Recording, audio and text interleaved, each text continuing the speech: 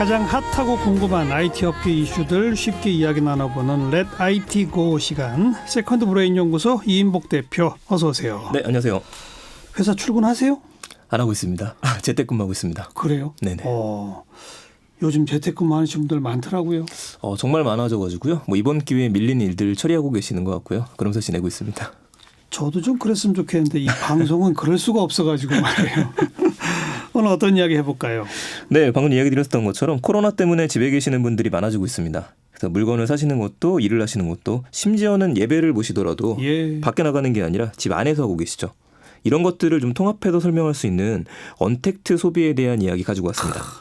컨택트가 아닌 언택트. 네, 언택트입니다. 이런 단어가 원래 있어요? 네, 원래 있었던 용어입니다. 마케팅 용어로 좀 많이 쓰였었는데요. 그렇군요. 사람들이 만나는 게 컨택트니까 여기다 이제 언을 붙여서 만나지 말고 컨택을 하자라는 의미를 좀 가지고 있습니다. 네, 좀 자세히 설명해 보세요. 이 기존의 온라인 쇼핑이나 모바일 쇼핑 같은 경우에도 여기에 속하고요. 당연하죠. 또 오프라인 매장에 가시더라도 고객을 방해하지 않고 일단 혼자서 둘러보게 놔두는 것들, 이런 것들을 언택트라고도 합니다. 그래서 요즘같이 코로나 이슈 때 사회적 거리두기에 좀 잘 맞는 방법이라고 생각이 듭니다. 요즘 어떤 것들을 가장 많이 언택트 하나요? 사실 어떤 것들이라기보다도 일상생활의 모든 것들이 언택트되고 있습니다. 그런다면서요. 한 세 가지로 이야기 드릴 수 있을 것 같아요. 첫 번째는 쇼핑하고 배달. 이거를 묶어서 배달이라고 좀 하고요. 두 번째는 일, 재택근무가 많아지고 있다.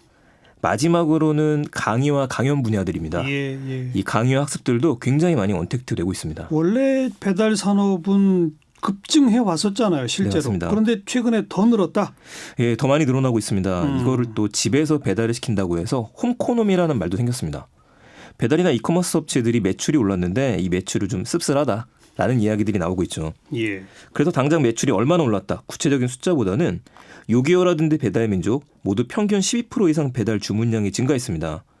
여기에다가 배달의 민족에서 운영하고 있는 배달 전문의 배민 라이더가 있습니다. 그렇죠. 일반 식당에서 배민 라이더 입점 문의가 2월 초까지만 해도 27.1%나 늘었다고 합니다. 이게 아무래도 손님들이 오지 않다 보니까 배달에 나서는 곳들이 많아지고 있는 거죠. 이 도시락 분야도 성장을 했습니다. 한 도시락 업체 같은 경우에는요, 23일에서 27일 사이의 매출이 전주 대비해서 33%나 증가했고요. 편의점들도 도시락 매출이 13% 이상 증가했다고 합니다. 직장에 출근을 해도 함께 앉아서 먹는 것보다도 각자 자리에서 앉아서 식사하는 걸 권하다 보니까 이쪽 분야의 매출은 앞으로 더 늘어날 수 있을 것 같습니다. 다만 이렇게 코로나 사태가 장기화되는 게 음식 배달 분야에서는 좋은 일이 되진 않습니다. 얼마 전만 해도 한 배달 대행 업체의 라이더가 확진 판정을 받은 일이 발생했었습니다. 그래요. 점주분하고 잠깐 마스크를 내린 상태에서 대화를 했기 때문에 감염됐기 때문에요. 요즘엔 택배나 배달 모두 현관 앞에 물건을 두고 가라, 언택트가 기본이 되고 있습니다. 그래서 오히려 이거보다도 조리한 음식을 먹는 음식 배달보다 재료를 주문해서 집에서 요리하는 게 또 늘어나고 있습니다. 바로 쿠팡과 같은 이커머스들의 매출이 상당폭 늘고 있는 거죠. 네, 쿠팡 이런 이커머스 업체들도 최근에 폭증하는 이 언택트 소비에 역량을 집중하겠네요. 맞습니다. 일단 분위기가 밖에 나가지 말고 주문하자 라는 심리가 있다 보니까 이커머스와 관련된 거의 모든 업체들이 배달에 역량을 집중합니다. 아무래도 상대적으로 강점을 보이는 게 쿠팡이니까 쿠팡부터 좀 이야기를 드리면요. 지난달 2월 28일만 해도 로켓 배송의 출고량이 역대 최고인 330만 건까지 갔습니다. 하루 평균에 200만 건을 처리했었는데, 이야, 200만에서 330만으로 무려 한 70, 80% 정도 늘어난 거죠. 그러네요. 더 대단한 거는 이 물량을 처리할 수 있다라고 하는 건데요. 19일 날까지는 쿠팡 내 신선식품 배송 서비스가 대구 경북 지역에서만 품절이 됐었습니다. 이래서 이거 혹시 쿠팡맨을 보호하려고 하는 거 아니냐라는 이야기도 나왔었는데, 이거는 주문량 확보하고 시스템 확정 때문이라고 합니다. 게다가 작년 말에는 쿠팡에서 대구에 10만 평, 그러니까 축구장 46개 크기의 물류센터를 짓기했었습니다. 그래요. 근데 이게 완공이 2021년이라서 이번에 적용되진 않았었죠. 여기들 외에도 11번가, 지마켓, 티몬 모두 라면 같은 간편식이 200% 이상, 위생용품 생수도 꾸준히 매출이 늘고 있고요. 새벽 배송하면 떠오르는 마켓컬리 같은 경우에도 작년 대비해서 118%. 대기업군에서는 SLC닷컴이 배송이 20% 늘었고요. 홈플러스도 거의 작년 대비 162% 이상 수치가 성장했는데 앞으로 더 커질 것 같습니다. 급성장이네요, 한마디로. 맞습니다. 오프라인 매장은 찬바람이 불겠어요. 오프라인은 두려울 수밖에 없습니다. 아무래도 코로나 확진 환자가 한번 왔다 가게 되면 문을 닫을 수밖에 없기 때문입니다. 롯데 같은 경우에도 2월 달에는 작년 대비해서 20% 넘게 매출이 감소가 됐고요. 신세계도 15%, 현대백화점도 12% 정도 줄어들었습니다. 둘러보면 정말 사람이 없죠. 예. 그래서 매출만 따지더라도 최소 5천억 이상 감소할 것으로 보고 있습니다. 다른 업계도 좀 보게 되면요. 일단 앱 사용량을 보게 되면 영화 앱 사용자 수가 34% 이하로 급감을 했고 그 얘기는 극장 안 간다는 얘기죠? 안 간다는 얘기입니다.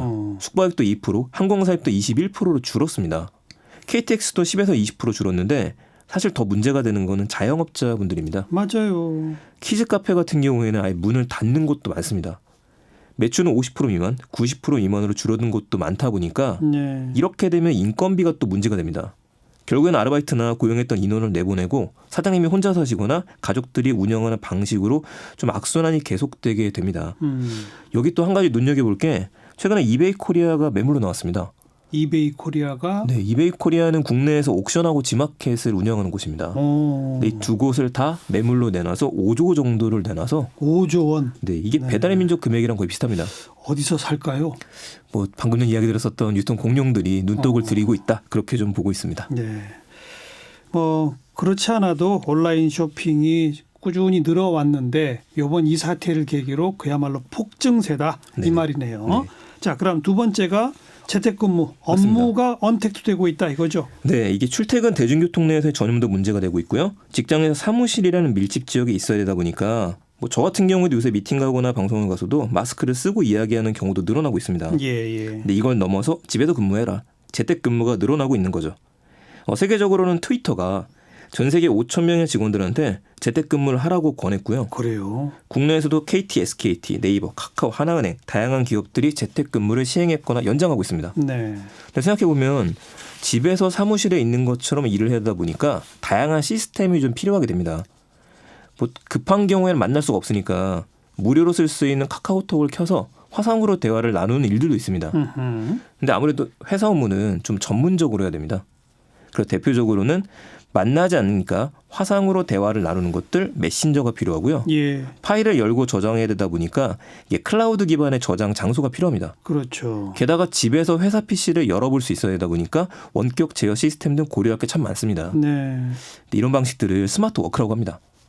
이 스마트 워크는 스마트폰이 등장했던 10년 전부터 나왔던 이슈였었는데 뭐 대기업이나 관공서, 금융권들은 보안 이슈 때문에 불가능했었습니다. 근데 52시간 근무제 이후로 한번 고민이 됐다가 지금 코로나 이슈로 적극적으로 검토가 되는 거죠. 네. 그래서 관련 업체들이 유료로 제공했던 서비스들을 한시적으로 무료로 내놓고 있습니다.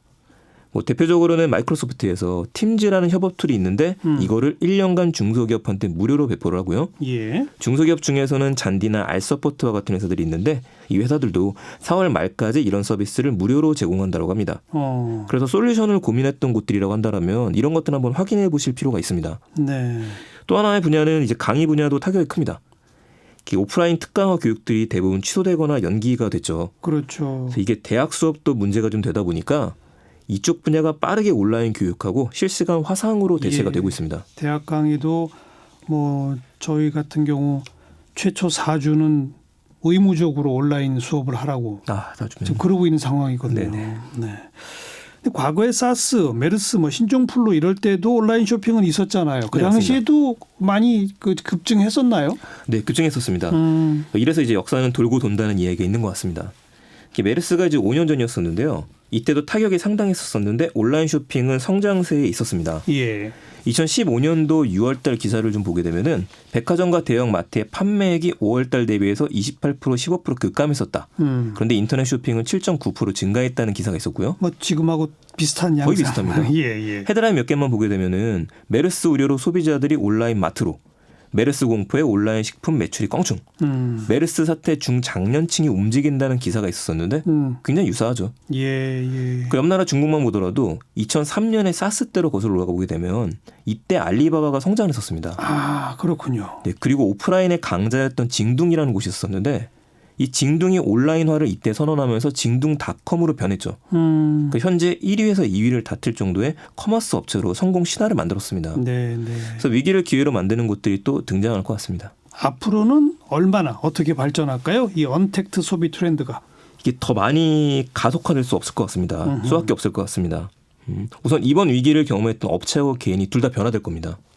우선은 대기업 측면에서는 그 5년이 지났었는데도 메스를 겪고 나서 제대로 대응하지 못했던 업체들이 많았었죠. 예. 자영업자분들 같은 경우에도 마찬가지였습니다. 그래서 온라인에서 마케팅을 어떻게 하면 더 강화할 수 있을지, 판매는 어떻게 편화할 수 있을지 여기에 대해서 더 많은 개선이 있을 겁니다. 마케팅 판매뿐만 아니라 네네. 아까 얘기 나온 그 재택근무 시스템을 갖추는 맞습니다. 이런 것 등등까지도 네. 상당히 이번에 많이 그 경각심들을 갖게 될 거예요. 맞습니다. 두 번째는 소비자 측면인데 사실 이게 더 중요합니다. 온라인 쇼핑, 빠른 배송, 즉시 배송, 신선식품 배송, 음식 배달 이런 것들에 익숙하지 않았던 분들이 계시거든요. 예. 근데 이런 분들이 이번 기회에 강제적으로 경험을 하게 된 겁니다. 이 경험을 무시하지 못하는 게 다시 일상으로 돌아가신다고 하더라도요. 편안함을 느꼈다면 이 경험 계속 이어갈 겁니다. 그렇죠. 그럼 오프라인 업체들은 더 많은 준비하고 차별점을 가져갈 수밖에 없게 될 겁니다. 예. 이처럼 이제 코로나19로 갑자기 이 온라인 쪽으로 무게추가 옮겨간 이 모습이 뭐 솔직히 코로나가 빨리 진정되길 바라는 의미에서는 너무 과도하다 이렇게 생각이 들기도 하잖아요. 네. 그러나 장기적으로 보면 계속 그쪽으로 기울어 갈 거 아닙니까? 맞습니다. 언택트 소비, 언택트 근무, 언택트 강의 이런 식으로. 네네. 우리가 뭘 준비를 해야 할까요? 네, 말씀하셨던 대로 그동안에는 이제 이야기들이 꾸준히 나왔었지만 적용이 된 곳들이 많지 않았었습니다. 이게 기존의 방식대로 해도 크게 문제가 없었던 거죠. 근데 이젠 변하지 않으면 생존이 힘든 일이 되다 보니까 이렇게 어떻게 오프라인이 없는 세상을 계속해서 준비해 나가야 되느냐. 디지털에 대한 이야기들, IT에 대한 이야기들 이런 이야기들이 먼 이야기가 아닌 겁니다. 그러니까 지금부터 이제 경험을 좀 해보시고 예. 조금 더 적극적으로 활용하시면서 준비해 가셔야 되는데 예. 그중에 하나가 또 레드 IT구를 듣는 거 아닌가라는 생각들을 한번 해봅니다. 예. 디지털화 한마디로 그거네요. 네네. 디지털 트랜스포메이션이라고 요즘에 이야기들을 많이 합니다. 디지털 트랜스포메이션 그런 용어도 있어요? 네네. 업계에서 이제 가장 큰 화두가 되다 보니까 이게 매출에 대한 것뿐만 아니라 업무하는 방식 자체도 바뀌어져야 되고 삶과 일의 모든 것들에 디지털을 적용시켜야 된다. 이걸 디지털 트랜스포메이션이라고 이야기를 하고 있습니다. 네, 알겠습니다. 레드 IT고 오늘은 여기까지입니다. 세컨드 브레인 연구소 이인복 대표 수고하셨어요. 네, 감사합니다.